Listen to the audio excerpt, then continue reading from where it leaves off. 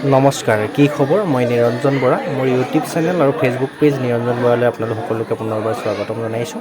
আজি যিহেতু আমাৰ ৰাজহুৱা বৰসবাহ ভাওনা আছে, তাৰে উষা কীৰ্তন আৰম্ভণিৰ পৰা শেষলৈকে কিছু অংশ আপোনালোকক আগবঢ়াইছোঁ।